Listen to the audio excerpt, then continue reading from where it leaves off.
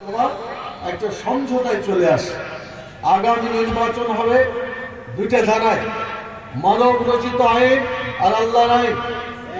আমরা বাংলাদেশে এতদিন মানব রচিত আইন দেখেছি, আমরা ক্ষত বিক্ষত হয়েছি, আমাদের উপরে জুলুম চলেছে, অত্যাচার চলেছে, সুদ, ঘুষ, মদ, জুয়া, জেনা, ব্যভিচার, চুরি, ডাকাতি, ছিনতাই, চাঁদাবাজি, খুন, গুম, যত রকমের অন্যায় অত্যাচার ছিল সব আমাদের উপরে চলছে। কথা ঠিক কিনা?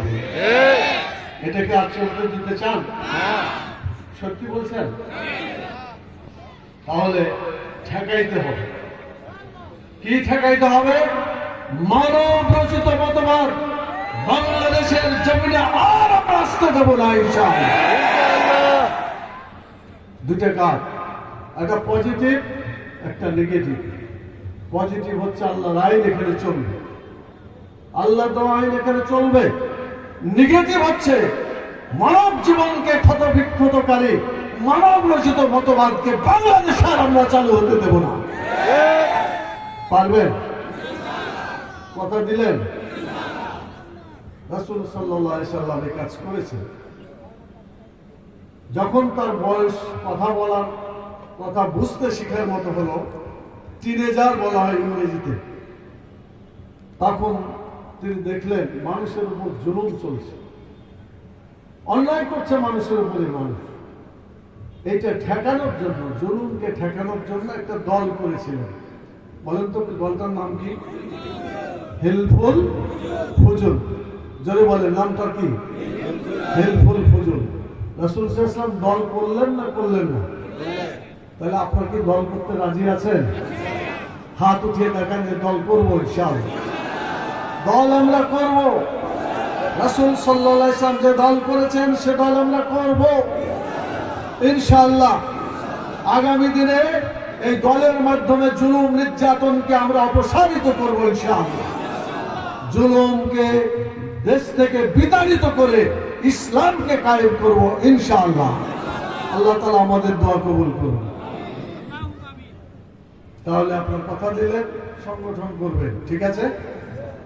আপনাদের বাড়ি প্রত্যেকের এক একটা এলাকায়, কোন গ্রামে, কোন পাড়ায়, কোন মহল্লায় বলেন যে আপনি যায়া আসলে সুন্নাত চালু করবেন। ওই দেশে তালিকা করে ওই গ্রামের মধ্যে যারা যারা কোরআনের আইন চায় তাদের নাম আপনি এক জায়গায় জমা করবেন এবং তাদেরকে দিয়ে কমিটি গঠন করবেন। কি পারবেন? আল্লাহর আইন চালু করার কমিটি কি পারবেন? বলেন, কথা বলেন।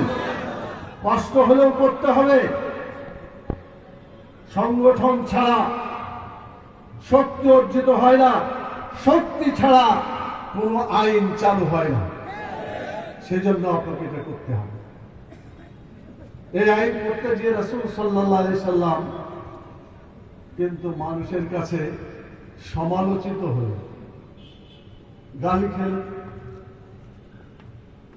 সমালোচনাকে শুনতে হলো, দেশ থেকে বিতাড়িত করা হলো,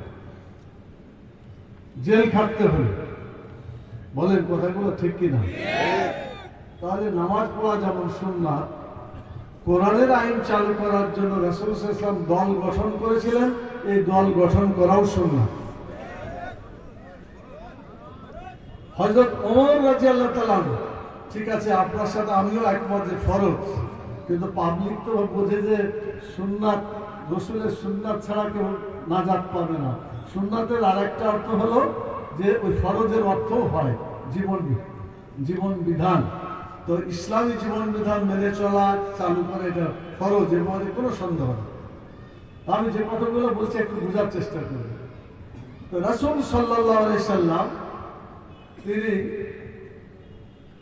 যখন কোরআনের আয়াত নাজিল হলো যে তোমরা, রাসূল সাল্লাল্লাহু আলাইহি ওয়াসাল্লামকে আল্লাহ তাআলাই বললেন যে তোমার নিজেকে জাহান্নামের আগুন থেকে বাঁচাও আর তোমার পরিবারকে জাহান্নামের আগুন থেকে বাঁচাও। বলছিল না? কু আনফুসাকুম ওয়া আহলিকুম নার। তো জাহান্নামের আগুন থেকে বাঁচা যাবে যদি কোরআনের আইন আমরা চালু করার চেষ্টা করি। আমিও বাঁচতে পারবো, আমার পরিবারও বাঁচতে পারবে। আপনি কি আপনার পরিবারকে জাহান্নামের আগুন থেকে বাঁচাবেন?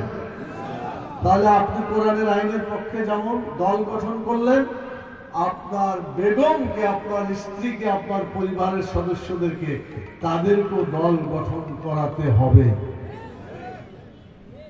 রাসূল সাল্লাল্লাহু আলাইহি ওয়াসাল্লাম মহিলাদের জামাত করেছিলেন, বৈঠক করেছিলেন। তিনি বলেছিলেন একটা বৈঠকে যে কোনো মহিলা যদি 3টা সন্তান, কন্যা সন্তান হয়, 3টা ছেলে যদি মেয়ে হয়, মেয়ে সন্তান হয়, তাহলে সে জান্নাতে চলে যাবে। আলহামদুলিল্লাহ।